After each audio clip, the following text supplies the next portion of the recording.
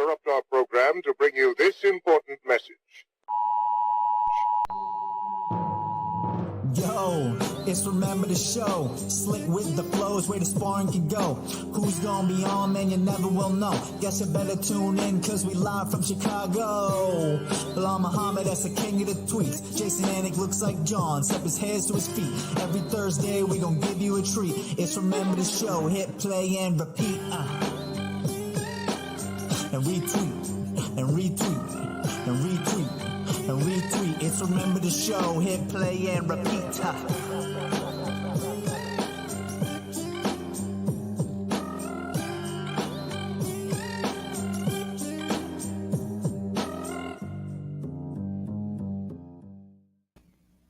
What is up, everyone? Hope you had a good week. Appreciate you joining us on this Friday night edition of Remember the Show, episode 65. Jason Anik, Belal Muhammad.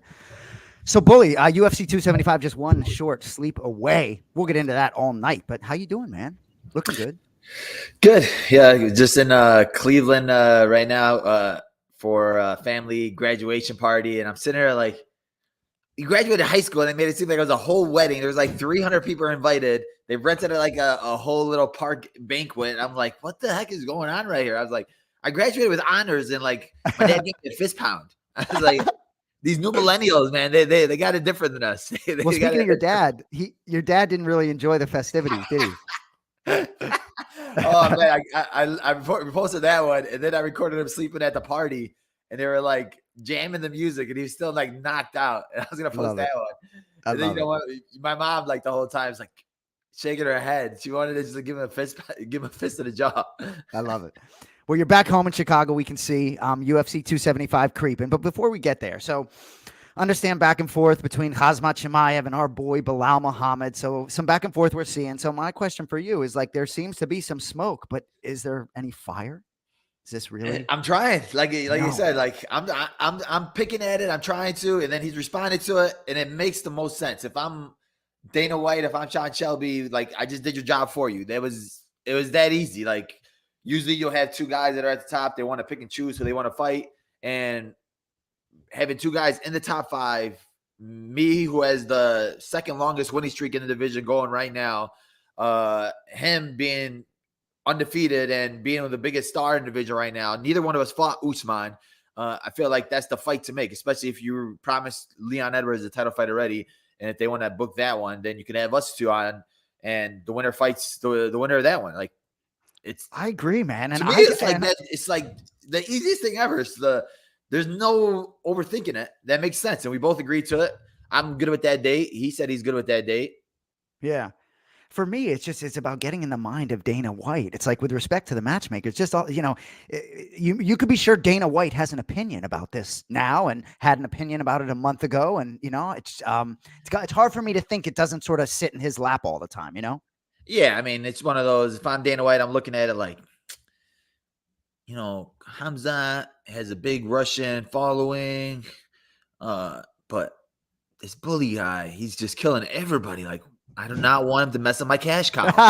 Like, I cannot have that happen right now. Exactly. Khamzat, McGregor sucks. Masvidal sucks. Like, who's the next big cash star, Kyle? And they're looking at Khamzat like, and they're like, you know what? Whoa, hold up a little bit. Let's back off of that fight. That fight that don't make no sense. But it makes the most sense in the world, Dana. Come on.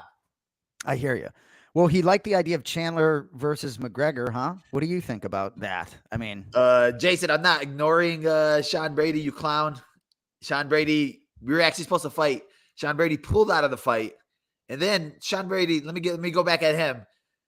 When I was fighting Wonder Boy, Sean Brady was number 6. And he was like, I want the loser of Belal Muhammad against Wonder Boy. And I'm like, when I saw that, I'm like, what kind of person, kind of fighter, if you're a man, would call out a loser of a fight? Like, I'm always looking for the guy who's winning every single fight. You're calling out a loser of a fight. And I was like, all right, well, this guy's a weirdo. Then he was calling him out for forever. And I'm like, there's literally a undefeated Russian, like the star of the thing, and you haven't said his name once, but you want to act like you're this tough guy. I'm like, bro, shut up. Seriously. What's interesting, though, is calling out the loser. I hear you on that. But at the same time, it's like he kind of knew his place from the standpoint that, like, you ain't going to get the winner. And so to me, it's the same conversation now. You ain't getting Belal Muhammad right now. Yeah. And I don't really think it goes any further than that. Yeah, Belal greater than Khamzat. We like that. Spaffron. See, now I'm not gonna start out like these comments. Yeah, like I said, like if there's levels to this, and there's brains to this. There's 4 guys above me. None of them have fights except for Leon. Kobe, all right, makes sense. He's not fighting because he got court. So I'm guessing that Kobe and Masvidal are probably gonna be out a while. And there's really nobody else for Khamzat to fight. Like, he just fought Burns, and I'm right there. We both just won back-to-back. We both fought around the same time. So he's asking for October. I'm good with October. I'm cool with taking a long flight. Let's get it. I'm with you. So Drago has a question here. Oh, it just went away. But what are your thoughts? What he said about? Yeah, there it is. Belal, thoughts on Khamzat's request for no Palestinian flag? I had a lot of people come at me asking me what was going on with that, and is he trying to talk trash about Palestine? No, I think he just supports the cause, and I think that he's supported for a while. So I think he just wants, out of respect, like, I don't want to fight, like, I don't want to fight the flag type thing. But like I told him, in general, it's like Palestine needs a champion, and that's what I'm here for. So I'm going for that belt. So I'm here to give my people a title. So it's like nothing personal. It has nothing to do with politics or anything like that. I respect that you support it, and we could even make it to both of us will donate a part of our check to support it. But love it. It has nothing to do with that in general. Love it. So last week Tuco was on our show with Brendan Allen, right? So dude, he can crack, by the way. I didn't see the full fight, but he got cracked. He was a pretty heavy favorite in that fight. Tough result for him, right? Man, honestly, it was like the time I was driving to Cleveland, Ohio. So I didn't get to Cleveland until like 3 a.m. And I was like, the fights are exactly starting at 3:30. So I stayed up until 3:30 watching it. And man, it just sucks because you work so hard to get to that point where, you're right there at the edge of getting signed to the UFC, and it's extra pressure. Tatiana Suarez. There she is. Hey, send her a link. Let her hop in with us. Seriously. She's been in the news. Yeah, we got to see what's going on in the recovery. She's an OG. Remember the show? Yeah, I'm with you. Tuco, you go all the way down to Singapore. It's the Dana White looking for a fight. It's a huge card. It's on UFC Fight Pass. You're a huge favorite. And he just came out so hard. He made it a brawl when he didn't have to. Like, he just really came out there. Like you said, he cracks, and he got 2 huge knockouts the last fight. But I think it was just more like kind of like the little inexperience of, bro, we just need to win and you're going to get signed. Go in there, take him down. His grappling is way better than this other guy's grappling, I think. And everybody at the team knew that. Tatiana, I'm about to send you a link. Hop in with us. I love it. And, his team told me that they wanted him to grapple too. But I think that he just got into his own head. It was like, you know what? I'm right here. I'm in Singapore. He's on the card with Brendan Allen and his other teammate, Andre Fiallo. And, you're with your boys, so you're all hyping each other up. Let's come back to America with 3 big dubs. And I think that's what really messed them up. But it's all a part of the process. I think that, you go through your ups and your downs, and your downs are like the ups are there for a couple of days, and then you look to see what's next. The downs, they lasted you forever, but you don't want that taste to happen again. So it makes you work that much harder. So I'm hoping that it'll motivate him to grind that much harder. I like it. So, dude, Manel Kopp and Bontarine fight being knocked off the card. Bontarine had some, I guess, kidney issues, had to go to the hospital. First of all, it just got to be so gutting for both dudes traveling to Singapore and having it pulled. But Bontarine, man, that's scary. When you hear kidney issues, man, like, I hope he's doing all right. That's nuts, man. Yeah, I was like, when I saw that was an exciting fight. And then especially both of them guys would have been, I think, banger. I think it would have been a play for fight of the night. And especially Manel, where you go all the way down there. And I'm sure that he didn't plan on going down there and pulling out of the fight. And for your opponent, Manel, who's down there, who's on a hot streak right now. Right. And you go down there and it's basically like a wasted camp, actually, because like you're going to go down there. You're going to be, you have to adjust to the time there. Then you're going to come back. You have to adjust the time here. So it's not like you can take a quick turnaround fight like next week or something like Good that. point. Because I think it's going to take probably like 6 or 7 days for him to even adjust. So it's probably going to have to go through a whole nother camp. Yeah, Jay Henry said Bontarine may need to move up to 35. Makes sense. Yeah, I think this happened multiple times already. So I'm like, yeah. At some point, the UFC is going to make you move up. So before, get that guy to the PI. So before we talk about the main card stacked, obviously, but we got to talk about Brendan Allen. All in, dude. So this kid, and he is a kid. I mean, he's 26 years old, Brendan, and it's great. He's just been super active. I've heard some different breakdowns on this fight, and he's a 3-1 favorite, pretty heavy favorite.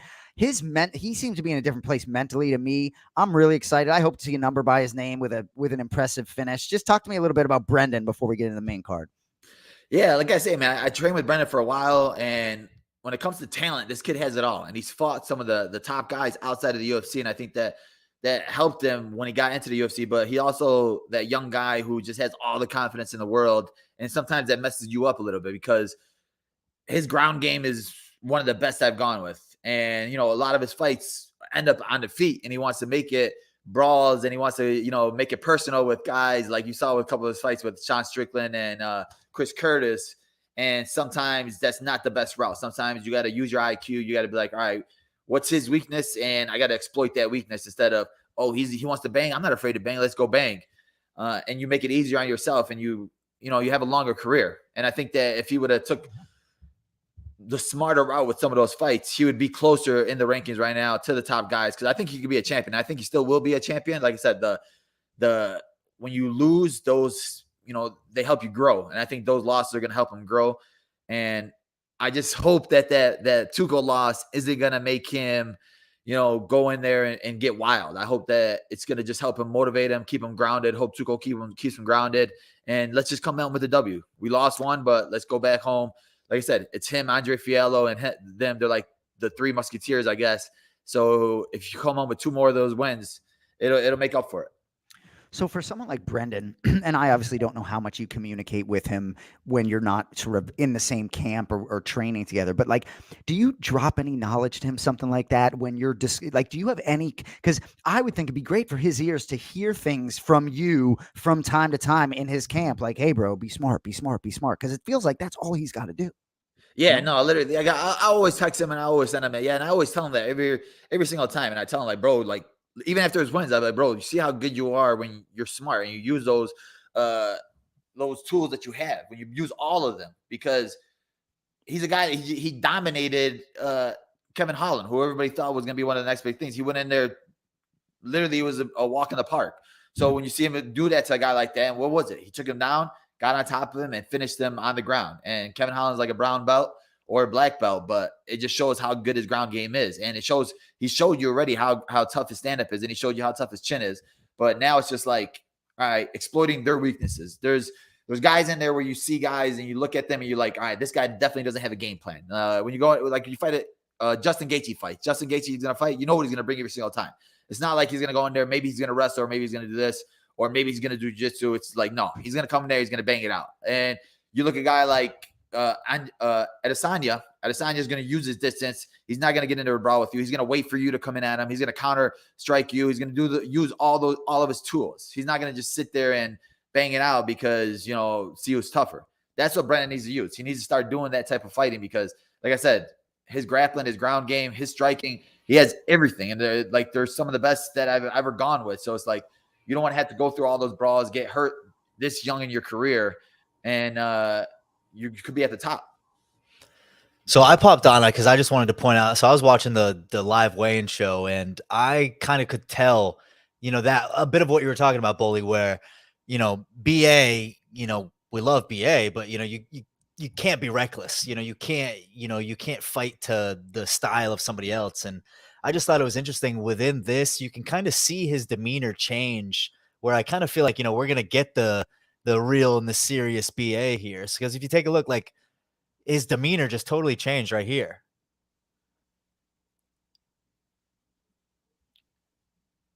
Yeah, I mean, it's like no smile, no, not like, look at that guy, like he's ready to fucking fight. Yeah, and like sometimes when he's in his when he gets on the feet and he wants to scrap, you see him licking his chops and smiling and laughing. It's like I don't want to see that. I don't want to see him getting, when guys get hit and they sort of pretend like it didn't get him, and what I mean. None of that.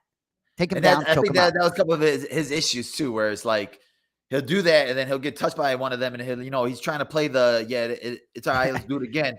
But I'm like, yeah, you seen that in the Chris Curtis fight, and then it was like when he fought Chris Curtis, obviously there was some other stuff that happened in the back, too, that happened, but also that Chris Curtis also had Sean Strickland in his corner too, and he it was personal between them two. So a lot of that reckless style is a weakness. Shout out to Madison. Thank you for Yeah, watching. what's up, Madison? Loyal viewer there. So anyway, dude, the main card is stacked. Cody, if you don't mind, let's get to the bigs.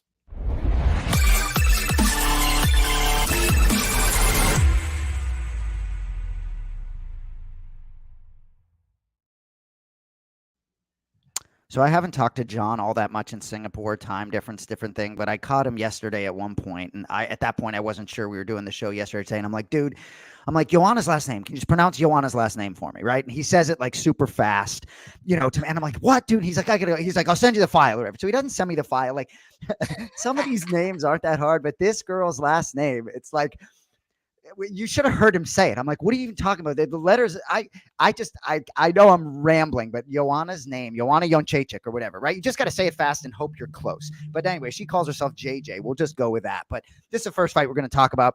Obviously, I can't wait for this fight. So Zhang Weili, a favorite now against Joanna.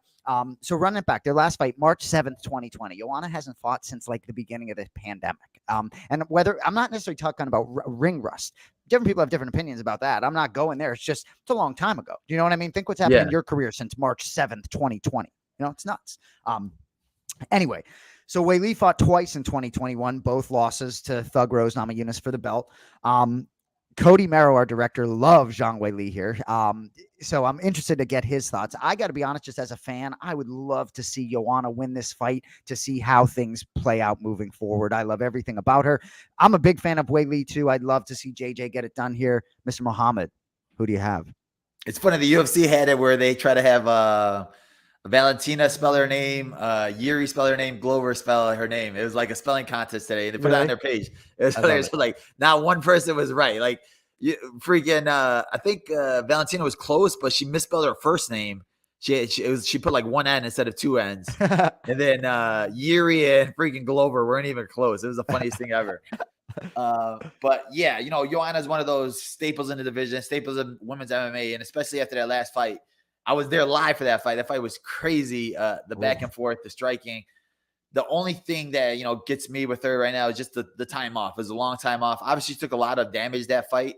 And, she's been through the ringer. So it's not like this will tell us if Dominique Cruz's the ring rust real or not thing true. Right. Like, I believe ring rust is true. I believe it's real, especially when you're going in there and you're fighting Weili, who just came off fighting for the title twice. She fought Rose.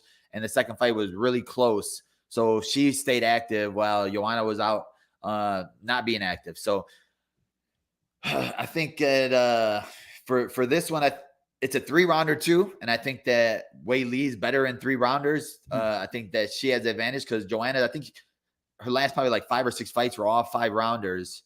And, she plays the long game. She doesn't have that, one punch knockout power or anything like that. She'll pick you apart, especially if you win early in the rounds or if Weili, who's been wrestling a lot more, she takes you down the first round or something like that.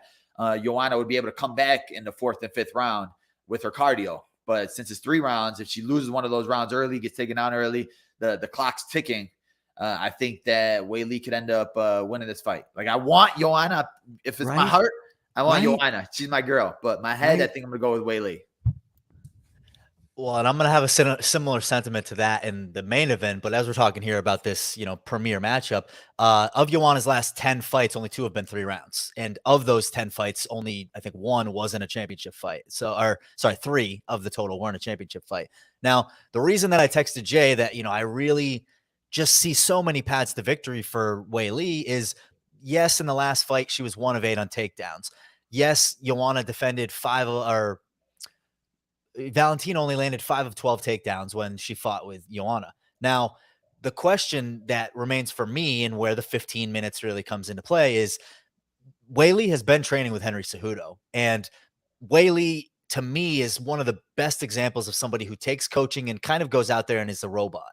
So if she's been drilling in her head in the last 6, 8, 12 months, takedown, it's going to be a major factor in this fight. Now, can Joanna, after 2 years of not being in the octagon, after not having to defend a takedown in the octagon in a fight, is she going to be able to withstand the constant pressure of Weili, one of the most fit athletes in the UFC, coming in and just driving takedown after takedown after takedown? What happens if Weili goes out there and attempts 15 takedowns? I think she's going to hit 10 of them at least. I don't think. See, that's the thing. I don't think that she's gonna go out there and go for 15 takedowns. I think that she's been good at mixing them up with her striking, and I think that's what's gonna catch Joanna off. Is she thinks it's gonna be a striking match, especially after that first fight where it was just all stand up and it was all war, and then all of a sudden Weili comes in there with all these new tools, working with Cejudo, and she got Rose down a lot of times in that second fight, and she did a good job of holding her down. And I think that Rose has better ground game than Joanna. Worlds better. But man, I just keep going back to the Joanna first fight against Carla and how good her takedown defense was. But Carla doesn't have as good a stand-up as Weili. I think you can make the argument that Weili has a better takedown game than Carla. I mean, it's like Carla's not an overpowering, the takedowns that Weili was hitting against Rose, as I said on this show, were kind of more opportunistic. They were within striking battles. They were, instead of, throwing the 3 at the end of the 1-2, she was going for the takedown where Rose wasn't looking for it, and they were more scrambly. But I just feel like, with the 15 minutes, knowing that if she can just chip away and grind with Joanna's best chance to win this fight's in the pocket. Keep her out of the pocket. How's Joanna going to win rounds? That's when I'm approaching this fight. I'm thinking who has the most ways to win and who has the least ways to lose. And to me, it's Weili all day. I think she should be a minus 250 clip. And maybe Joanna's getting a little bit of respect here because she's a former champion. But I think Weili is one of the best plays on this card. I know it might be irrelevant, but Belal, do you think Weili won the first fight? I mean, there are people that say they think Joanna won. It might not matter. The first fight? I thought Joanna won the first fight. But like I said, like Joanna, I'm like a fangirl when it comes to her. Like she's like one of my favorite fighters. Yeah, I get it. Yep, I'm with you. And then being there live is different than watching on TV. So like watching it live, I'm looking at it like I think Joanna is landing the hardest shots. Obviously she had the big head thing, but that's just what happens. Anybody bruises. If you look at any of GSP's fights, he's always bleeding or bruised more than any of his opponents. So if that was the case, he would lose all his fights. But yeah, I thought Joanna won it. Who's that? She wants to use the range outside with the big cage. She's going to get out-volumed by Weili. I don't think Weili's going to out-volume her. I think, like I said, it is the bigger cage. So Joanna's footwork's going to play a big part in the game and, keep it on the outside using those front kicks, the side kicks, the low kicks. And even Rose in their second fight, she was using the low kicks a lot on Weili, and they were landing pretty good. But it just comes down to whether or not Weili's going to grab those low kicks, take her down, wrestle off them. Well, and a lot of good thoughts passing along, but it's like with Joanna, it just seems it's a 3-round fight. When I think about how you fight your fights, it's like if she has a good plan, right? You like what I just, stay on her feet, keep the distance, get out of the way of it. 15 minutes goes by quick. I'm not saying to milk a fight. Carla Esparza just won a belt doing nothing, So, yeah. If Joanna wins, the path to get that, to stack up the W. Same thing, when I think about Brendan Allen, it's like just stack up W's, find a way. So yeah, anyway. And especially with this one, Dana literally said the winner of this fight is going to get the title shot, and I think that either one of these two will probably be the favorite against Carla, right? At the moment, just based off of that last fight. I agree. Co-main event: Valentina Shevchenko, Taila Santos. So the line, what is it? Minus 630 now. Taila Santos. Okay, minus 720 plus 500. So this is how I saw it. That's what the line was last week. It had come back a little bit. I'm still used to seeing a 4-digit number by Valentina, minus 1200, minus 1400. So anyway, Santos. Nothing to really say about Shevchenko. Everyone knows what needs to be known. Santos, 19-1 as a pro, only lost split. Yeah. There she is. Welcome. We can't hear you, Tatiana. What's up with your mic? Wait. Are you We good? got her now. This is getting out of control. Where you at? You still in Can Vegas? you guys hear me? Yeah, we can hear you. What's going on? I can't hear. You can't hear? I'm going to have to call back. God All right. dang it, Tatiana. Line's always open. I can't hear nothing. Testing. How We about hear now? you. Oh, I can Yes. hear you. What's wrong with the camera? That's your phone. You look good. Like it won't. You're- Like it's like no. That's not what I mean. I mean it's like I have to like turn it this way. Do you have your phone sideways? Am I supposed to? Sometimes it works better. Wait. Oh God, this is out of control. All right. Well, Your second time on the show and you're choking right now. All right, what's up? I can hear you guys. What's happening? How you doing? Are you in Vegas right now? Yeah, it's scorching hot. You just told me you were putting gas right now. How much is gas over there right now? $5.50? Similar. Maybe like $6. Really? Yeah. Well, that's interesting. Well, where I went to Chevron. I should have went to Arco. Big mistake. Yeah, or you could. My dad last time. My dad's sister. He'll go to like a regular gas station. He'll put like $5 or something in, and then he'll drive probably like 30 minutes out of the way to go to Costco to save 5 cents on a gallon. I'm like, bro, it's literally 5 cents a gallon. You're saving 5 cents a gallon. Yeah, dude, what's up? Yeah, that 5 cents adds up. I'm like, bro, all right, whatever you say, dude. It's like $7 a gallon here. He wants to get $6.55 to go to freaking or $6.95 to go to Costco. So Tatiana, how's your health? Someone said I look like my grandma trying to use her phone. Oh my God. I can resonate so bad with that because my grandma she got a new phone. We were like out in Georgia, right? And my mom was trying to get a hold of her and she put it on silent mode. So we were like, we thought my grandma got kidnapped or killed or something. Like we were so worried. But she finally answers her phone. She's like, "Hey, what's up?"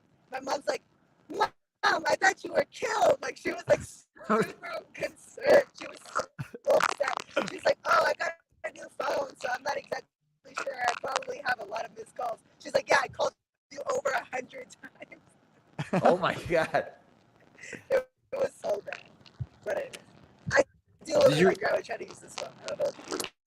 Is that the real Tatiana though? Tatiana, how's your health coming? Are you back to full-time training?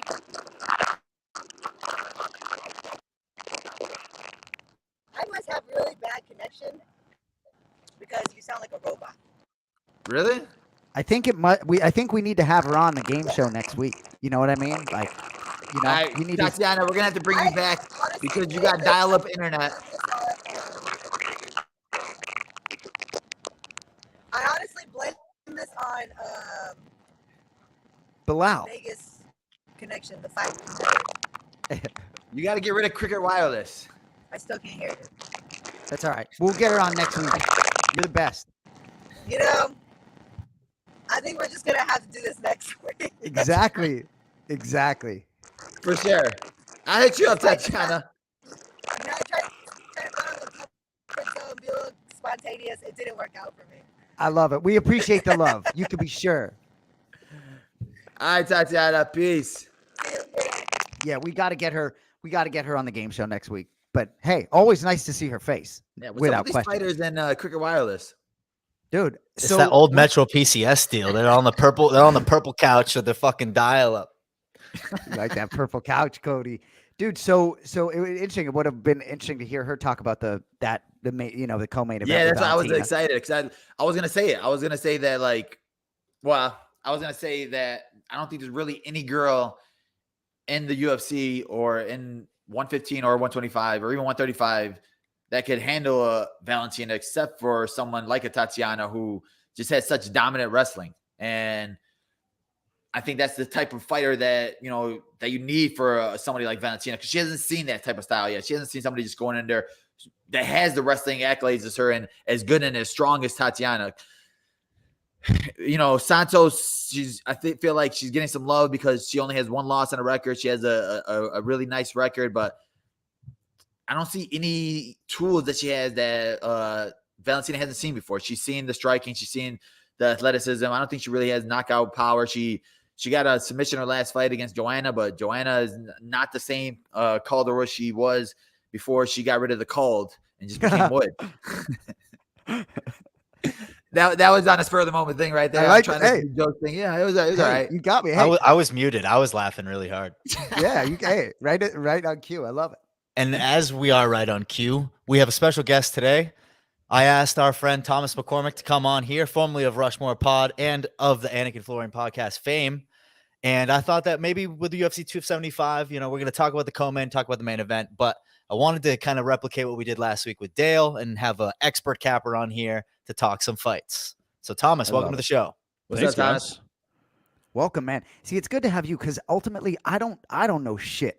It's just the bottom line. I love watching these fights, but you know, we got a couple guys and go back and forth a little bit, which is good. You do know. You just gotta have that chill son and confidence. You just say That's all it is. I learned everything I know from Chael Sonnen. That is all. Right? You just say it very loud. You like John Jones posted. He said, "Man, you say it." He made a post, and it was like a guy saying, "Like if I just talk loudly, you know, with this expression on my face, you're gonna believe what I'm saying." There's three fighters that I'll bet on, no matter what the odds are, and generally will win some money. That is Belal.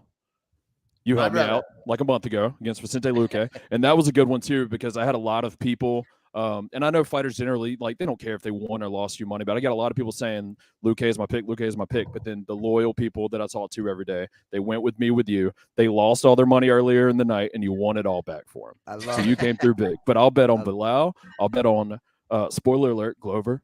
And I'll bet on Chael P. Sonnen, and the P stands for undefeated. I love it. Well, so we might as well get your pick, Bully Belal, for the co-main. I know you didn't. I punched that Valentina ticket. So Santos, you think Bully, even physically, you don't really think she has much for Valentina, huh?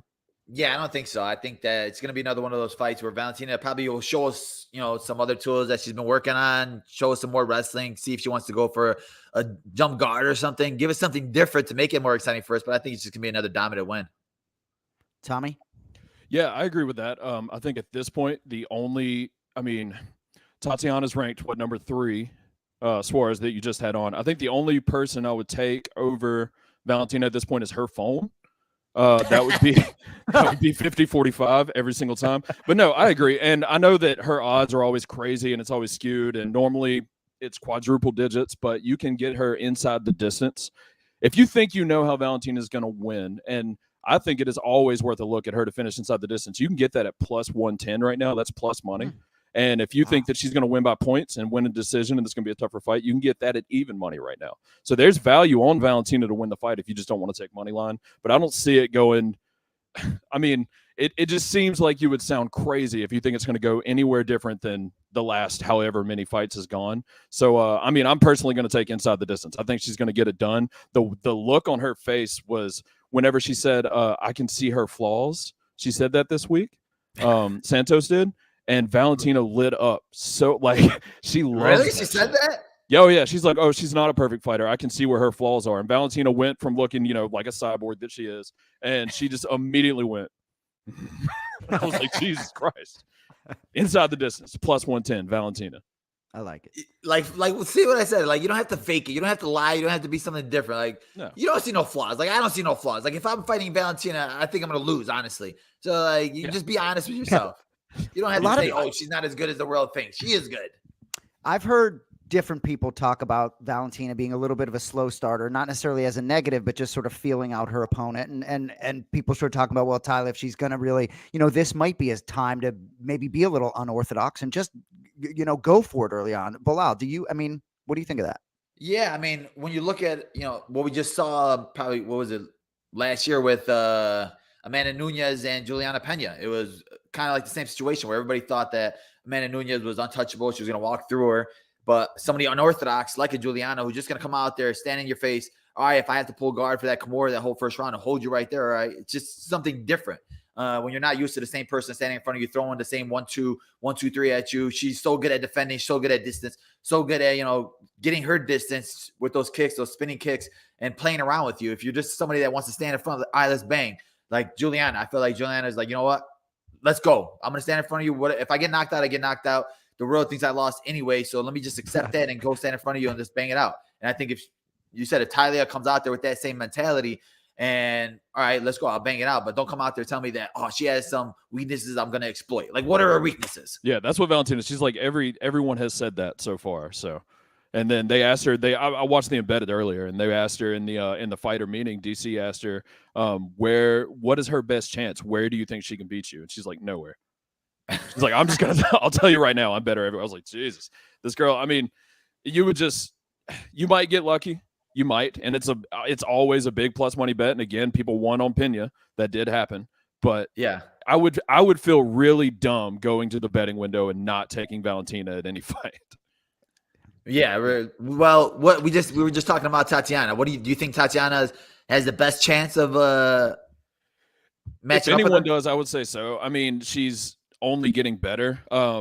Honestly, it sucks because I would say like I'd want to see her built up more and like, but Yeah. what can you do? Like, who else is there to fight? You know, eventually you're going to run into Valentina anyway. I don't think she's going anywhere. So, I mean, maybe you could fight her now and get something from it and fight her again later. That is also always an option because she's younger. But Yeah, you could. there's no one in the division other than Tatiana's phone. There's nobody I think is a threat. Say that again. I said the Cejudo Demetrius Johnson route. He goes out there, he loses the first one pretty easily. Then all right, you learn from it. You he had an injury on his in his calf, didn't he, in that first fight? Or was that the one he won? Where he had the the first fight was he got finished in the body with the knees. Oh yeah, the knee and the clinch. Yeah. You're right. Bully, man, that memory. We'll have Tatiana on next week. We'll see how much trash talk she got, and it'll be a better time for us to have her on because then she'll be able to talk about this fight and see what she could exploit. I agree. Yeah. So let's move to the main event. Like evil, here we go. Ooh. Here we go. Evil, here we go. Ooh. Come on, guys. You remember? What? Here we go, evil. Yeah, you don't remember her at the weigh-ins doing. It's just tough. I'm just being cheeky. I mean, that was like the worst knockout ever. Oh, you're talking about Jessica Eye? Yeah. She probably doesn't remember. It's terrible. All right, boys. God dang it, Cody. All right, main event, light heavyweight title, Glover, Teixeira, Yuri Prochazka. So a lot of respect for Prochazka in Vegas. I know you hinted at your pick, Tommy, but so Yuri's won 12 straight pro fights. We know only 2 of them coming in the UFC.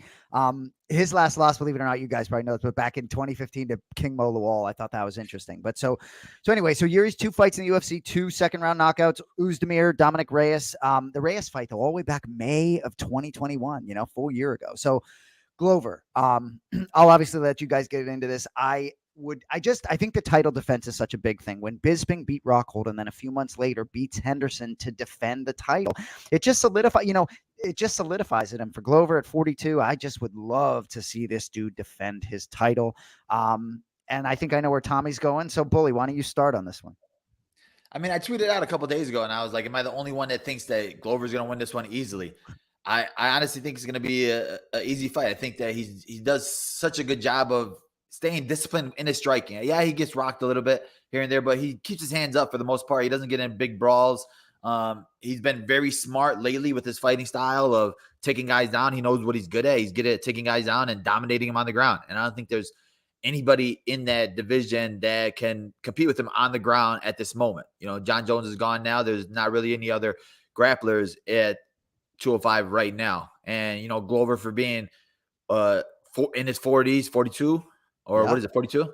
Yeah, shout out to Lou Taylor right there, 42-year-old, $1 million. So 42 is not old, and especially with his fighting style of grappling. So he can stay in there, take him down. Yuri hasn't been tested on the ground in the UFC yet. Guys we haven't seen him there yet. We haven't seen if he was able to get up. I think this is one of those where the UFC pushed him fast because he has so much hype. He has the mysterious of the what's going to happen like with his spinning style and all that thing. They're trying to do the Johnny Walker where they got screwed up and they figured out how much Johnny Walker wasn't that good. They were like, man, we should have put him earlier because he had so much hype when he first got into the UFC. I think they're trying to do that to Yuri now. It's like, let's push him in there now before he does lose because we really got nobody at 205. The division's kind of lacking right now with stars or anything like that. So maybe we'll catch a diamond in the rough or Glover be dominant. Everybody loves Glover anyway. Tommy. Yeah. I mean, I agree with those points. The guy is a ninja. He's fun to watch. His hair is really cool, all that stuff. But I do think my lean, what I'm actually going to bet, I'm going to put something on Glover too, and I'll get to that. I've already said that earlier, but I do think I'm going to bet on under 2.5 rounds or for the fight not to finish 2 rounds. You can get that right now. I got it right here at -175. I do think there's some value there if you want to lay it down. Because, I mean, I think even the people that are going on Yuri's direction think that he's going to knock Glover out. I think that's the general consensus. They think he's going to do some karate shit, some ninja shit and knock his head off. But I think Glover, like you said, we haven't seen if he can get up. He hasn't been tested by anybody like that on the ground. And I think Glover is very special in that regard to where you don't know until you're in there. And that's just a different the old man strength, if you want to call it that, but it's just different. Everything about his grip, everything, and it blows my mind. I watched the Blachowicz fight, and I bet on Glover in that fight. I did not think it was going to go the way that went. Like that went much quicker than I thought too. And I think that if Glover beats him, he's not going to play around on the feet. I think he's going to try to pressure the hell out of him as soon as it starts. He's going to try to get him on the ground. And honestly, I don't know this. This is kind of a guess, but Glover has proven this with very high level guys. I think the gap on the ground could be way bigger than we even know. And I don't know that Glover's going to have a lot of trouble down there. And Yuri might completely prove me wrong. And if so, I won a plus 170 bet, so it's okay. I like Glover. I like the under a lot. Hey, Cody's here. I gave you another nickname, by the way. That's Cody Bone Marrow. Cody that was you who came up Marrow. with Bone. That was you, huh? Oh, yeah. I gave him that nickname. I love it. And then he said that's where I get all my good nicknames from. But Cody, you said your dad used to have it. Was your dad? Yeah, in high school, my dad's nickname was Bone. But my nickname was just Marrow. Motherfuckers got lazy over time, I guess. But John and I tried to call you Bone and try to make it stick a little bit. It's kind of like Chris Dawkins, with the Dark Horse Dawkins, just didn't. Totally no love from Philly, huh? I mean, Sean Brady bagging on Belal, like the Dawkins brothers won't use my nicknames. Like, damn, I was trying to give Philly love a couple weeks ago, and I get shit on, huh? Yeah, John shit all over it too. I was surprised John and Paul could sit in the same room after that. Well, they can't. You should see the after. You should see the other guy. John ripped Philadelphia. You know what I mean? Oh, did he? Yeah, he just runs his mouth sometimes on the podcast, and he just, he's just talking shit about Philadelphia. You know what I mean? Really? That's my dude right there. Us Bostonian, I think we like the Chicago comparisons, Boston and Chicago, more than maybe the Philadelphia. I'm not going to talk shit about Philly. I love Philly. Anyway, Director Cody, what do you got? A little bit. What's that? So that Eagles Super Bowl still stings a little bit too. There you go. Yeah, no, it's always going to sting. Yeah. Big Dick Nick. So anyway, this fight is so hard because everything in my brain tells me Jiri. It should be obvious. Jiri Prohaska, he's got a 6-inch reach advantage or something like that. He's younger. He's got the mindset. He's out there in the wilderness punching trees. He's like that little Russian chick who is always like hitting trees and shit like that. He lands over twice the amount of strikes per minute than Glover. He's younger in the game. His knees are better. Maybe he's got better takedown defense. Everything in my brain tells me to take Jiri. But God damn it, if my gut doesn't tell me that Glover's going to go in there and choke his ass out. I just can't. There's nothing that tells me that Glover's not going to do exactly what he did against Jan. Every single time he goes in there, like you said, Thomas, I very much agree with what you said. That gap might be so great that you don't know it until you're in there, and maybe sometimes how people that aren't Belal Muhammad felt about Demian Maia, where you think that you're prepared until you go in there, and Belal, maybe, you're a great example of this about how, it's about tackling that monster. You experience all the grappling in camp, but nothing is like walking in there in the octagon. Same thing with a Wonder Boy. You can go with Raymond Daniels and Ignacio all you want, but until you go in there and face a Wonder Boy, you don't know. Jiri does have the benefit of youth. You have the hubris of inexperience and kind of that, dick sling attitude, right? But man, if everything in my heart doesn't tell me that Glover's going to go in there and just get it done again, and then he's going to come to MSG and he's going to close out a fantastic Hall of Fame career with another damn win in the middle of the Garden. So that's how I see the fight going. You as manager? And a big key is, Glover trained with Pereira, and Pereira, amazing kickboxer. And I think that he matches up stylistically kind of like Yuri, and I think that he could mimic him a lot better. I don't think there's really – he does a lot of wild stuff, but it's not like he's doing anything crazy like a Wonder Boy where you need a specific karate style for that. He'll do spinning stuff. He'll do this, and I think that Pereira will do those things for Glover if he's in there, and I think that they both mix well with Glover helping him with his ground and him helping him with the stand-up. So I don't think that there's anything that Glover's not going to be able to see too, because, Glover's – been in there with John Jones. He's been there with all these top guys. So I don't think that Yuri's going to bring anything different. And I might be misremembering here, but I think Dominic Reyes took Yuri down a couple times in their fight. And that was only a 2-round win for Yuri. And I think he got taken down once or twice in that fight with very little defense. I mean, he got back to his feet, obviously, and won. Yeah. But I think Glover's a little harder to get off of you. It just seemed I don't know. I did put together I I called it a bully Brazilian parlay. Love it. I Um, love it. This is the only problem. Is the only Brazilian I picked on the card was Glover. So I just had to pretend that Portuguese Fialho, am I saying his name right? Fialho is Brazilian. Yeah, you He's got going to be Brazilian for me tomorrow. And I'm putting Glover and him together to win inside the distance, both of them to finish their fights. You can get that at plus 530 if you parlay Wow, those I like together. that. I like that. And then Cody just dropped in. I guess Dominic Reyes was 1-1 in takedowns in that fight. You were okay. just So he did get a takedown. I thought I remembered him taking him down, but he got back up and he finished the fight. So I mean, what does that tell me?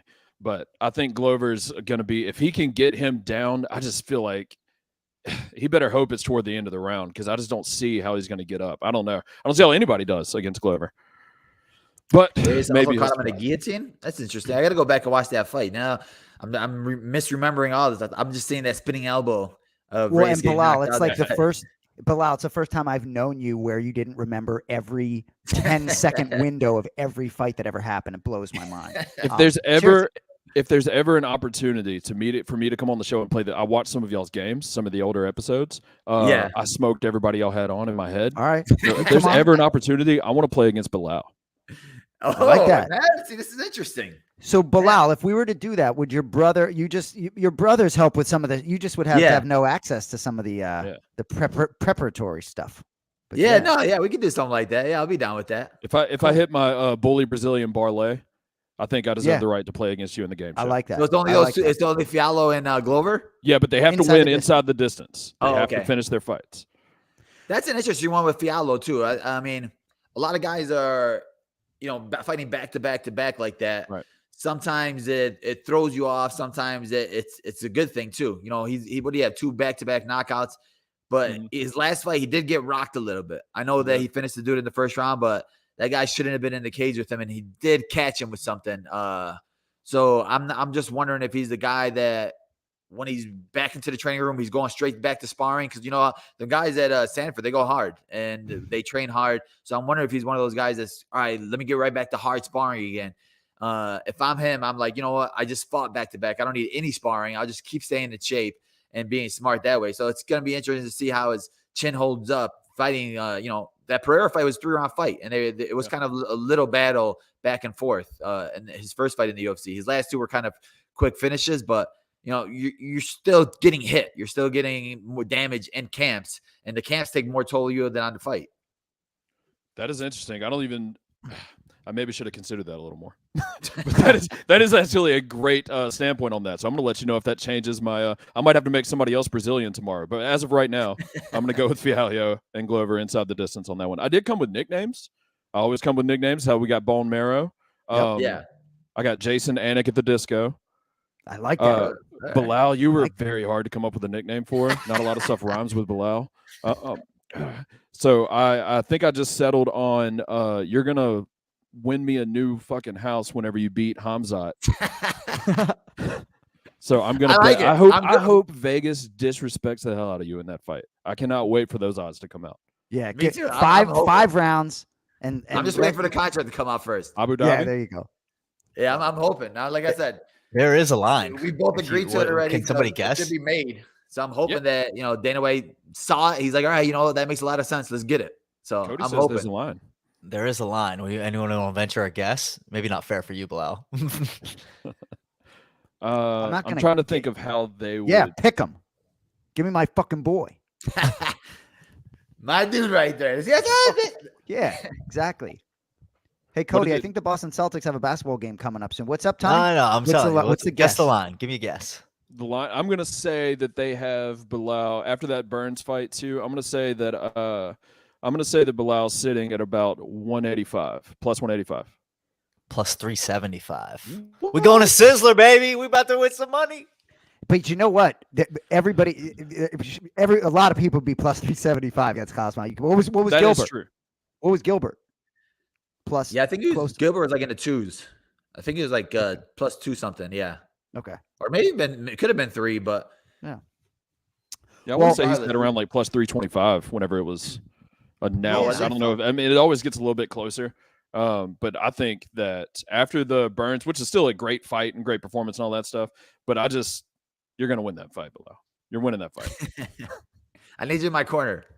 Yeah. Yeah. And like Be a you new said, we need manager. a contract. He closes Yeah. a minus 500 against Gilbert. He closed Oh, minus really? 500 against Gilbert. Right. Yeah. So That's there you go. crazy. All right, Well, dude. Well, this was fun. Tom, I appreciate you y'all being having me with on. us, man. Yeah, absolutely. We'll sir. do it again. In the future, I we're will go undefeated on y'all's game show, but I want to take out the man first. You're my first victim. I For like sure. it. We hit this Brazilian parlay. We're good. All right. Deal. Cool, man. Thank you, guys. Have a good night, man. You too. All right, so we're going to get out of here. I'm sorry, Belal. The Warriors in 5 didn't come through for you, but they still Oh could my win in God, 6. dude. They could still win in 6 for you. Man.